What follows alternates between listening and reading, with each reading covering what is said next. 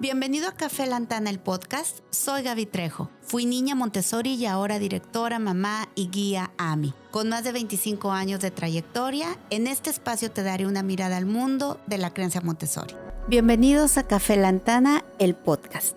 En este episodio exploraremos cómo un buen descanso es fundamental para el aprendizaje y el desarrollo integral de los niños. Y para eso tenemos a nuestra experta, Ana Pau Garza Lagüera. Ana Pau es creadora de Sleeping Heads, es licenciada en psicología, cuenta con 2 maestrías también, una en terapia breve sistémica y la otra en intervención temprana y neurodesarrollo infantil.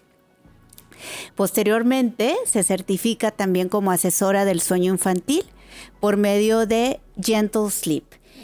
Y bueno, pues es realmente la experta en el tema. Nos da muchísimo gusto poderte tener aquí, Ana Pau, ya que has dedicado tu carrera a apoyar a papás con hijos que para influir en esa manera del sueño, que sea una manera adecuada y que realmente el sueño sea un factor positivo en el desarrollo integral de los niños. Claro.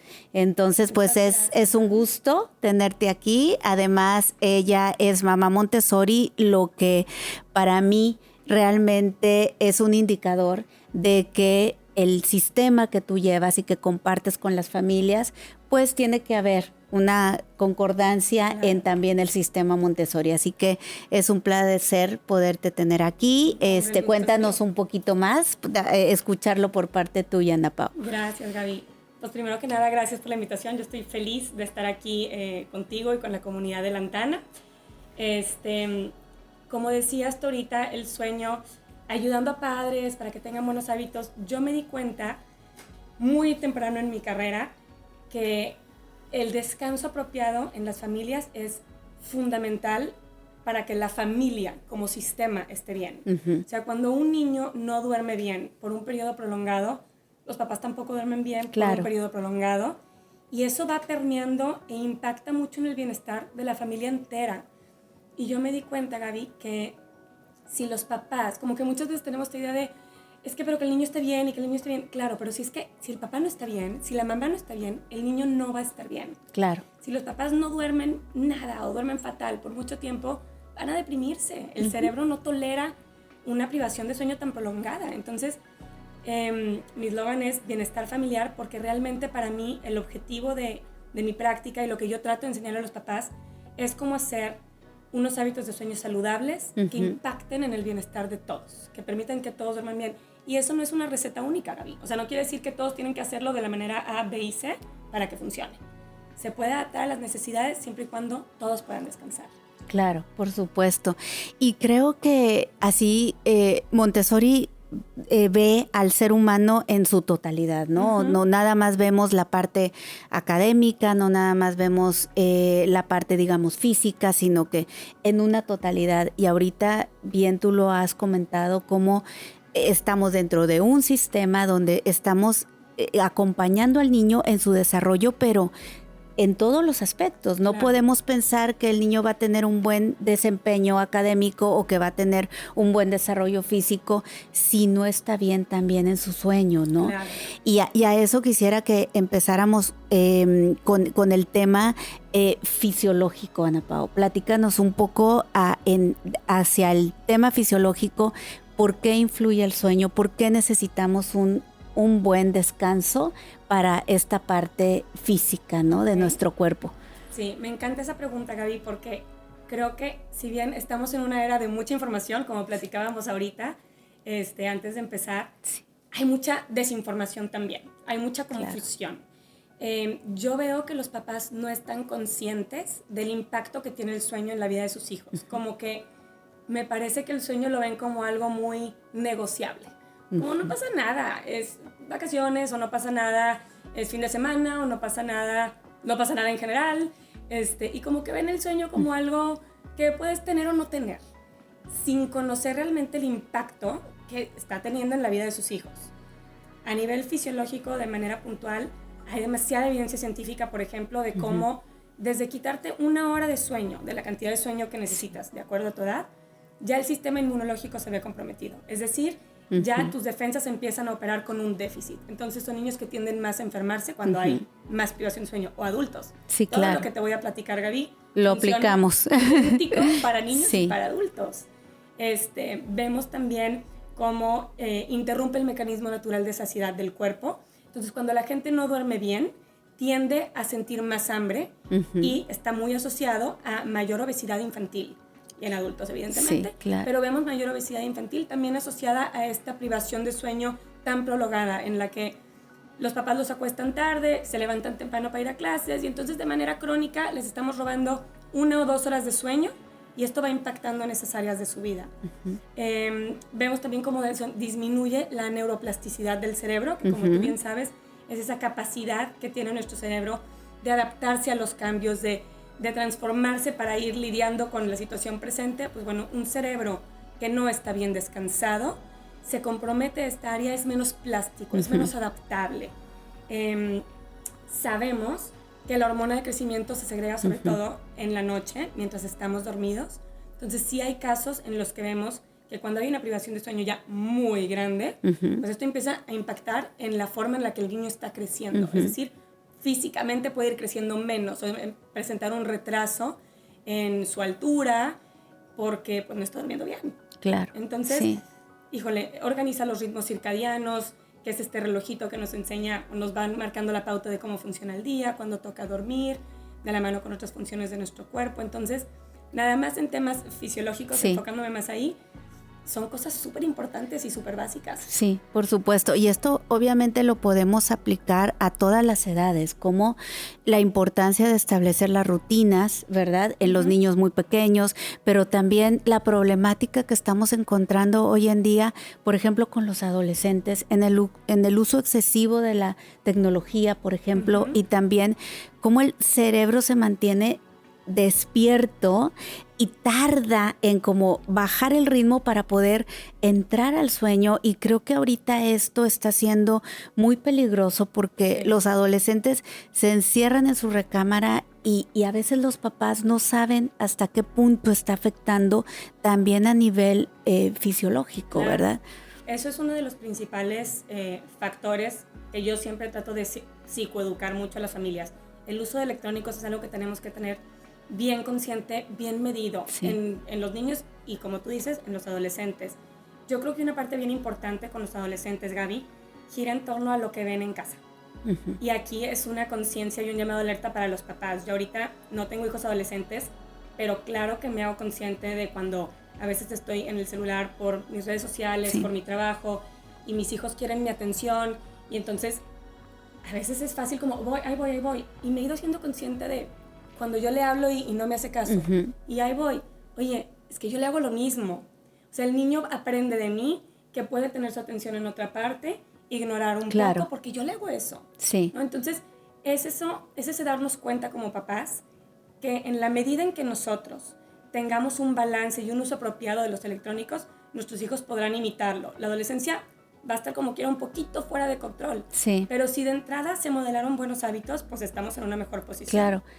Claro, y qué gran reto, porque también es parte de nuestra misma vida, es parte muchas veces implícita del trabajo de papá, de mamá. Ahorita tú lo mencionas, son las redes las que nos dan a conocer, por donde también comunicamos muchas cosas profesionalmente, y entonces como tener esta conciencia de decir, aquí se queda y ahorita estoy contigo.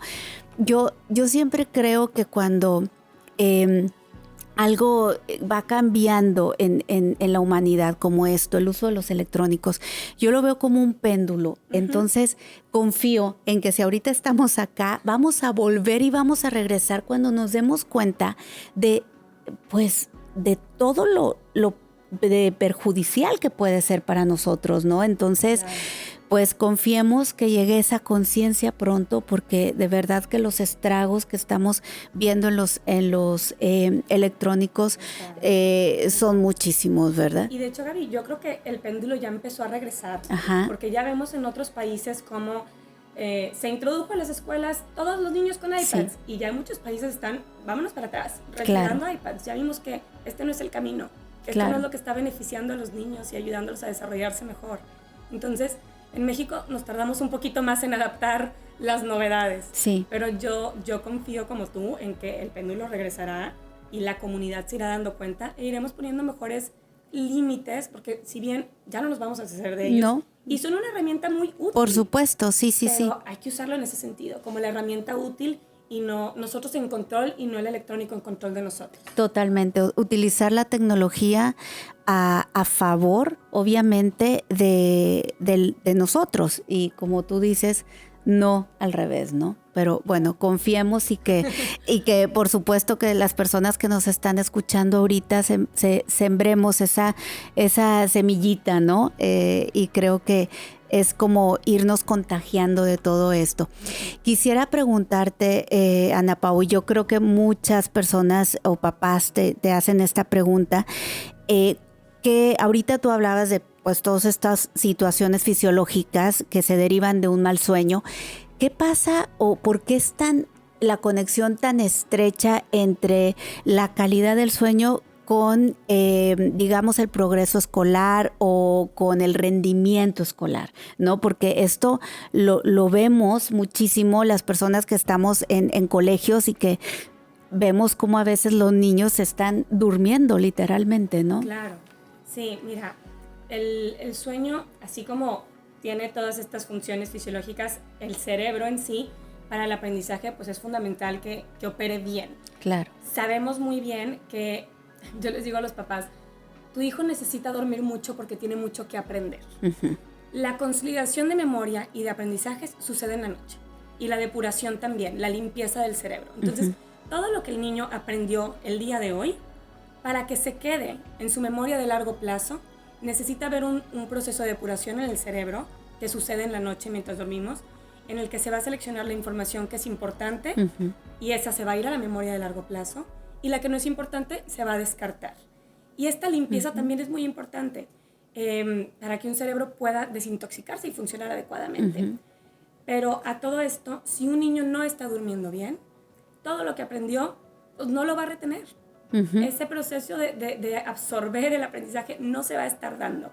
Entonces, pues está operando con un déficit importante en cuanto al aprendizaje, porque va a estar reteniendo la mitad de lo que aprende en el, uh-huh, colegio, uh-huh, ¿no?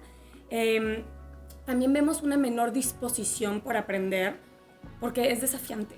Uh-huh. Aprender, usar nuestro cerebro para cosas que nos retan, cosas que tenemos que analizar más, uh-huh, pues toma energía, claro, ¿verdad? Entonces, uh-huh, cuando una persona está cansada, ¿qué se te antoja a ti, Gaby? Cuando tuviste un día pesadísimo, llegas agotada a tu casa, no dices, déjame sacar un libro súper denso para aprender algo nuevo. No, o sea, te echas a descansar, ver la tele, tal vez te lees una novela, sí, pero algo ligerito. Porque algo que te distraiga, ¿no? Claro, como que no gastes tanta energía. En posición de aprender. Claro. Entonces, ¿qué le pasa al cerebro del niño que viene cansado? No tiene ganas de aprender, tiene, uh-huh, ganas de llevársela tranquilo y ligerito. Uh-huh. Vemos también, hay mucha evidencia científica de cómo el desarrollo del lenguaje, uh-huh, se retrasa muchísimo cuando los niños no duermen bien. Wow. Vemos un retraso en la adquisición de vocabulario y por lo contrario, cuando los niños duermen bien, de hecho hay algunos estudios que se han hecho como después de una noche de sueño, le damos muchas palabras por aprender versus después de una noche de mal sueño. Y cuando duermen bien, retienen y aprenden muchísimas palabras. Uh-huh. O sea, la adquisición del lenguaje aumenta muchísimo cuando estamos bien descansados. También en el desarrollo motor vemos cuando hay un déficit en la capacidad de adquirir nuevos movimientos. Uh-huh, uh-huh. Entonces, realmente, pues en todas las áreas. En todo. Qué interesante este concepto de la memoria a largo plazo. Es la primera vez que lo escucho y okay, bueno, pues todos los días se aprende algo y bueno, qué interesante. ¿Cuáles son estas señales que pudiéramos como papás decir? Porque a veces creo yo que también parece que estamos durmiendo bien y a lo mejor como papás podemos decir, vamos a tener esta rutina, la establecemos súper bien, somos como que papás muy, muy ordenados, pero en realidad tal vez el niño, aunque esté en la cama, no está durmiendo bien. Entonces, ¿cuáles son como esas señales de alarma que pudiéramos pensar, algo está pasando con el sueño? Ya. Pues mira, si la rutina, porque siempre para mí paso 1 es como descartemos el tema de hábitos. Sí. Si estamos teniendo un horario adecuado, si lo estamos acostando a la hora correcta, qué tal hábitos de electrónicos, alimentación, tiempo de juego y dispersión. Si todos esos factores estuvieran en orden y el niño no está durmiendo bien, yo sí invitaría a los papás como a checar con algún médico si no hay un tema respiratorio que pueda estar impactando en el sueño. Claro. Apneas del sueño. Otro tema que con frecuencia vemos que afecta es cosas como el síndrome de piernas inquietas, que despierta constantemente a los niños, pero no entienden ellos el por qué. Entonces vemos un sueño muy fraccionado. Si los papás tuvieran todo en orden y vemos señales como niños que están cansados, con muchas ojeritas, cansados todo el tiempo, bostezando durante el día, cuando ya no tienen siesta en el día, si vemos bostezos constantes, pues el cuerpo te está pidiendo dormir. Es porque tu ventana marca que ya toca. No has dormido suficiente entonces para alcanzar el horario completo de 12 horas, cuando ya duermen hasta dentro de 12 horas. Entonces, esas son pues las señales evidentes y obvias. Pero también, Gaby, muchas veces vemos todo lo contrario. Vemos a niños hiperactivos. Vemos a niños con muchísima energía.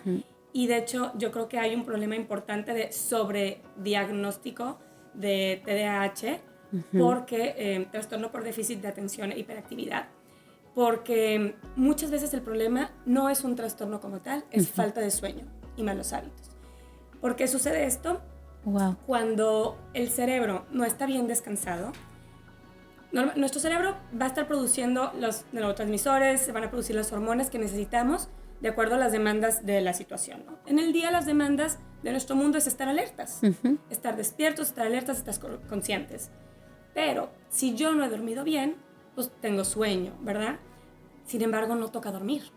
Mi cerebro ve luz y no es momento de dormir, entonces, ¿qué hago? Y lo que hace nuestro cerebro es que empieza a bombear cortisol. Cortisol por nuestro cuerpo para mantenernos alertas, porque necesitamos estar alertas. ¿Y eso en qué se traduce? En niños particularmente vemos conductas muy hiperactivas. Entonces ves a un niño con mucha energía y mucha actividad, pero no, yo les digo a los papás, porque también lo vemos en bebés, no creas, o sea, hay que distinguir de cuando el niño está alerta y está contento y con disposición de aprender, a cuando está hiperactivo. Claro, es claro. distinto. Y generalmente esa hiperactividad viene también con irritabilidad, porque no estoy de buenas, feliz, o sea, estoy sobrecansado y sobreestimulado a la vez. Y entonces mi cuerpo intenta compensar con esas bombas de cortisol y por eso vemos esta conducta hiperactiva. Entonces, una señal para papás o maestros también es detectar cuando un niño presenta mucho, incluso en movimientos así como muy involuntarios, podríamos decir. Eso también puede ser una señal de que por ahí está faltando sueño. Irritabilidad, generalmente va a estar acompañada de irritabilidad. Y pues dificultades para retener información. Sí. Si un maestro, un guía, detecta que el niño ha aprendido esto y como quiera no lo retiene, pues es un buen indicador de que por ahí puede estar fallando algo en el sueño. Claro. Y mi consejo sería, insisto, si las bases no están todas bien, pues revisar en las otras áreas. Puede ser algún tema respiratorio o neurológico o algo así. Sí, regresándonos un poquito hacia los bebés. ¿Tú crees que hay bebés? Es común escuchar a mamás que dicen, bueno, es que mi bebé no fue tan dormilón, no dormía menos. ¿Sí crees que hay determinados organismos que necesiten dormir menos que otros? Sí. ¿O cuál es aquí como digamos, hay una media? Claro.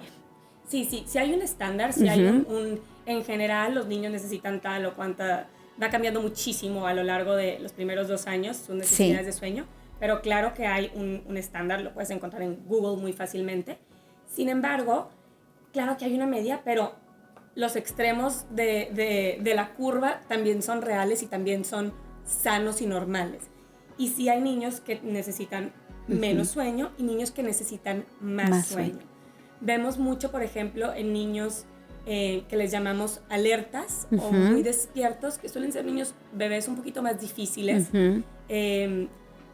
Son muy inteligentes, les absorbe demasiado el mundo, tienen muchas ganas de aprender y es más difícil calmar ese cerebrito. Sí. Sin embargo, necesitan más descanso que sus pares.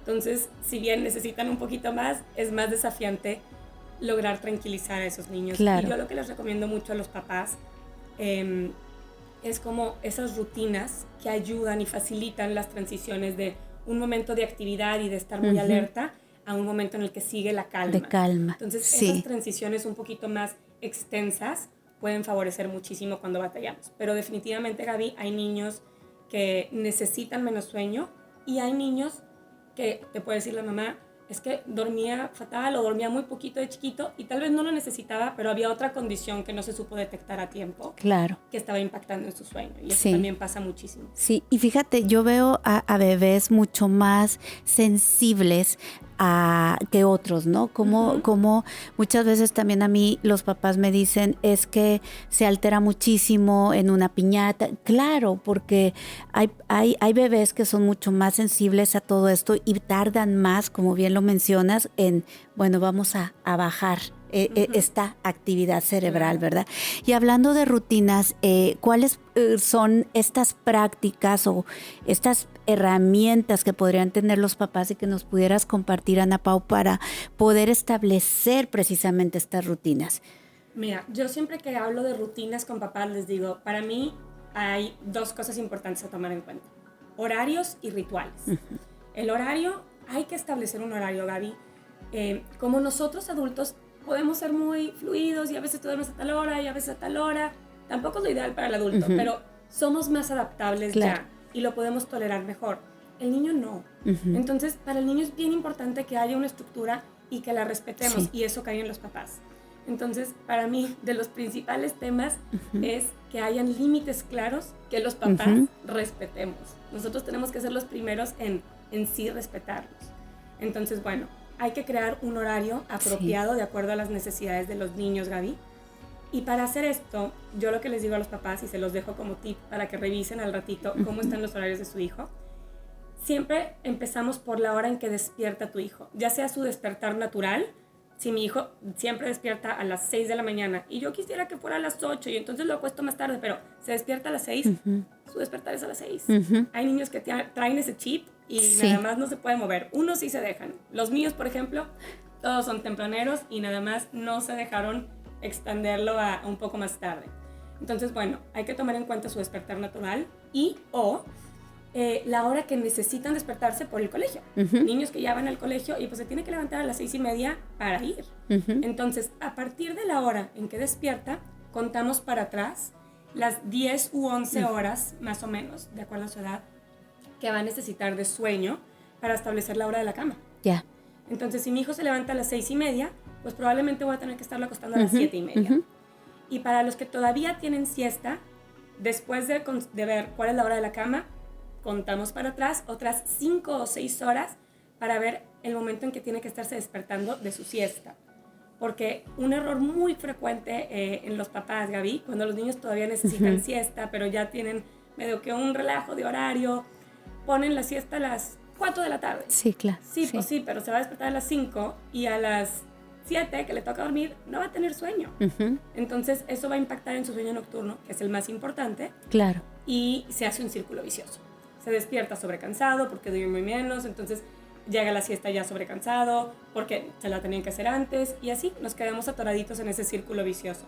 Entonces así, como te dije ahorita, yéndonos para atrás, es que tenemos que medir cuál es el horario correcto para nuestros hijos de acuerdo a su edad. Y de acuerdo al temperamento, ¿no? Como bien decías ahorita, bueno, hay niños que su reloj es a las 6 y a lo mejor partimos de ahí. Claro. Y creo que vale muchísimo la pena, les comento yo a los papás, son unos años, son pocos años de la vida. Si tú te pones a ver como toda la vida de tus hijos, en realidad el tiempo que están contigo, que dependen completamente de ti, que tú eres la mamá la que tiene que establecer las rutinas, es muy corto y vale la pena perderte. A lo mejor no vas a poder estar en todas las cenas, en todas las reuniones, a lo mejor te tienes que salir de alguna reunión antes, familiar, pero el beneficio de establecer una rutina se ve en muchísimos aspectos, ¿no? Muchísimos, Gaby. Te voy a decir, por ejemplo, yo soy muy ordenada y muy estructurada, así es mi personalidad.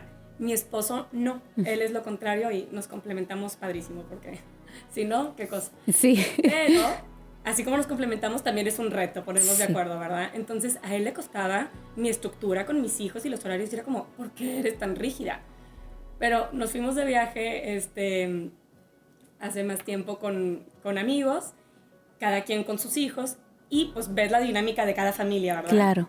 La mía era la ordenada, otros tenían, o sea, X, se duermen tarde, o que no importa, que no haga siesta. Pero veíamos el resultado en la convivencia. Sí. Y ahí mi esposo me dijo, eso fue hace unos 3 años, me dijo, gracias, porque ¿qué es lo que veíamos? Mis hijos eran súper cooperadores, era la hora de la cama y ellos ya sabían. Entonces, aunque los amiguitos iban a quedar jugando, unos estaban viendo la tele, unos comiendo cereal, ellos sabían que en su familia funciona diferente. Y entonces, bueno, bye amigos, bye primos. Claro. Y se iban, como ya hay mucha predictibilidad, porque conocen bien sus rutinas, claro, no hay tanta batalla y lucha de poder. Se iban ordenadamente en su momento. El día siguiente yo tenía niños tranquilos, que cooperaban, que podían hacer todo, y los otros estaban con sus hijos gritando, en crisis. De verdad era así como ver la escena y me decía, wow, claro, gracias. Muchas veces los papás piensan que les tocaron hijos pues más berrinchudos o más irritables. Y frecuentemente, Gaby, tiene que ver con que son niños sobrecansados. Por supuesto. O sobreestimulados. Sí. Ese es otro punto importante. La alimentación que llevan afecta, definitivamente. Yo cuando veo que nos falta todavía un empujoncito con algunos niños, hay que revisar bien qué está comiendo. Porque está comiendo muchas cosas estimulantes, mucho azúcar. Eso también lo va a alterar. Si a nosotros nos altera, a los niños mucho más. Entonces, esas son las cositas que hay que revisar. Y nada más para cerrar, Gaby, porque te decía, está el tema de horarios y está el tema de rituales. Sí. Que es esta parte que incluye como las actividades que hacemos de manera rutinaria en la vida. Por ejemplo, puede ser que a mi niña chiquita, todas las mañanas, ella sabe que no puede salir de su cuarto hasta que canten los pajaritos. Yo le tengo un relojito que se prende con canto de pajaritos a la hora que ella puede salir de su cuarto. Entonces, ella sabe muy bien que esa es la pauta. Cuando cantan los pajaritos puede salir. Ese es como su ritual de la mañana. En la noche yo siempre recomiendo un ritual un poquito más extenso y más pensado, en el que, por ejemplo, hagamos actividades tranquilas como leer un libro, contar una historia. Hay papás que les gusta sentarse con sus hijos y platicar de su día. Yo, por ejemplo, con mis hijos leemos tantito de un libro y les pregunto siempre de qué están agradecidos. Y me parece algo hermoso a incluir en el ritual, porque te hace como hacerte consciente de lo bueno y de lo positivo, y creo que cambia el mindset y se me hace un hábito. De hecho, hay mucha evidencia científica de que es un hábito maravilloso a tener en la vida. Entonces, cositas así que hagas todos los días le marcan a los hijos la pauta de qué es lo que siguen, y en esa predictibilidad ellos encuentran paz, producen hormonas que los ayudan a relajarse, que los preparan para el descanso. Entonces, entramos en un círculo virtuoso en el que todo favorece. Claro. Y aparte, esta parte afectiva, que vuelvo a lo mismo, ¿cuántos años son los que vas a tener que acompañar en este ritual a tus hijos? Porque claro que crecen tan rápido que después ya no existe, pero ahí creas estos vínculos tan fuertes y tan hermosos, ¿no? Entonces, la importancia de la constancia, de los límites, de los rituales, es lo que realmente también favorece ahí en el desarrollo emocional, y es importantísimo. Y sabes que, Gaby, no que me quiera alargar más, pero reflexionaba yo el otro día, como muchas veces, sobre todo hoy en día, vivimos con prisa, y yo lo siento muchísimo en mí. Sí. O sea, mi cerebrito siempre quiere tener prisa. Entonces, ay, córrele, porque nos tenemos que ir y no sé qué. Como que ya estoy muy acostumbrada a vivir con prisa. Y automáticamente mi cerebro, cuando no hay prisa, busca hacer prisa. Sí. Entonces, el otro día me hice consciente y dije, a ver, como bien dices, esto es solo una etapa cortita de la vida. Siempre tengo prisa a la hora de acostarlos. Hola, niños, ¿qué va a hacer tarde? Acuéstense. Ya, vamos a leer. Como que, a ver, tranquila, vamos a respirar, vamos a disfrutar. Es un momento bien rico. A mí me fascina sentarme con mis hijos a leer, lo disfruto muchísimo. Y entonces, quitar la prisa de la ecuación y dejarte disfrutarlo y recordarlo. Ya sé que es algo de lo más trillado que hemos escuchado en la vida, pero sí crecen demasiado rápido. Sí. O sea, mi hijo de 8 años, me acuerdo como si fuera ayer cuando lo parí. Es que es impresionante cómo vuela el tiempo. Claro, claro. Entonces, pues sí, recordar que se pasa rápido y que podemos también disfrutar el proceso, creo que es un un plus que podemos Sí. agregar a nuestras rutinas. Totalmente. Y para ir cerrando, me encantaría, y creo que tendríamos tema Uy, sí. para rato, pero para ir cerrando, ahora que volvemos al colegio, ya sabes, es como, híjole, venimos de a lo mejor una etapa o un tiempo de no tanta rutina, el volver a agarrar el ritmo, a lo mejor eso cuesta. ¿Cuáles son los consejos que podrías darles a los papás para vamos a retomar este camino, ¿no? De ahora que estamos en back to school? Yo creo que lo más importante, Gaby, es todo o sea, ya lo platicamos, pero concretando, sentarse a hacer esta estructura de ver cuál es el horario que mi hijo necesita realmente el día de hoy, a su edad actual, para definirlo. Y la parte más importante es que los papás sean consistentes. Claro. Punto. O sea, y una herramienta que a mí me fascina, para ayudar a esto, yo les recomiendo muchísimo a los papás el uso del toddler clock, el relojito para toddlers. Hay muchas marcas. A mí me gusta mucho una que se llama Hatch porque lo puedes programar muy padre desde tu celular y tiene muchas funciones como para muchos horarios y demás. Pero bueno, no importa. Un toddler clock te va a marcar, es una alarmita, pero a veces tienen lucecita o algo así, que le marque la pauta a tu hijo de cuándo es hora de dormir, cuándo es hora de despertar. Yo, por ejemplo, se los pongo a mis hijos, se prende de color rojo con una musiquita 10 minutos antes de la hora de la cama. ¿Qué quiere decir esto? Que te quedan 10 minutos para hacer los últimos pendientes que tengas. ¿Quieres ir al baño? ¿Necesitas ir por agua? ¿Quieres más abrazos? ¿Qué se te ofrece? Porque en 10 minutos hay que estar en la cama. Y esto me ayuda mucho con los papás también, porque a los papás a veces les cuesta más que a los hijos. Entonces les digo, el relojito manda. O sea, ya no está en tus manos, mi amor, qué pena, pero ya se prendió el relojito y entonces es hora de ir a la cama. Entonces, esa herramienta externa le ayuda mucho a niños y papás. Claro. A como mantener esa estructura y sí, como seguirla con, pues sí, con constancia, ¿no? Entonces, esos límites claros. Y yo también recomendaría, generalmente en vacaciones se dan más permisos de electrónicos, de alimentos. Hay que también reflexionar ahí cómo andamos. Evitar electrónicos 2 horas antes del sueño. Evitar mucho tiempo de electrónicos. Yo diría que más de 1 hora, ningún niño lo necesita, hablando de edad preescolar, no es necesario. Y checar alimentos, que no le estemos dando cosas muy estimulantes, juguitos a la hora de la cena o cosas con un contenido de azúcar elevado, pues no. Claro. Y sabes que también, Gaby, salir al exterior.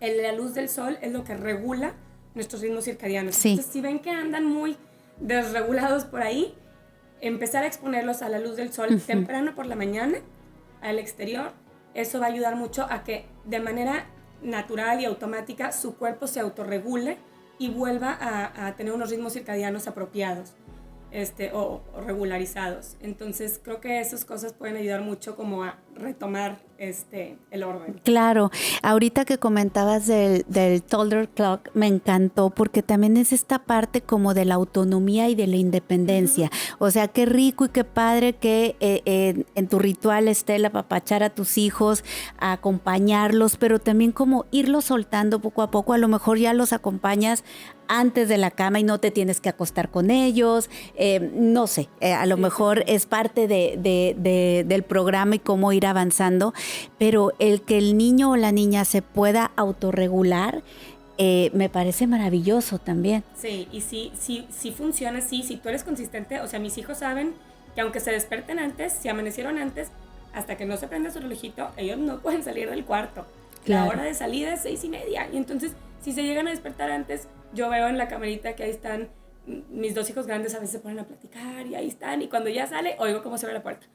Y entonces saben que es la pauta, que pueden salir y ya se pueden ir, y ellos solitos se van arriba para el desayuno y demás. Pero ya ni siquiera tienen que buscarme, ya está muy, pues sí, muy programado cómo funciona, ¿no? Entonces sí está ese factor en el que también ellos se sienten empoderados de yo me regulo, yo sé cómo funciona, yo lo hago. Claro, por supuesto.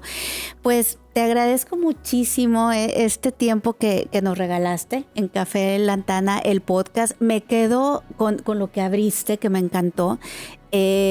Cuando hay un buen sueño en los niños, hay familias felices, hay papás felices, hay papás relajados, hay menos gritos en casa. Entonces el impacto realmente también es mucho emocionalmente hablando.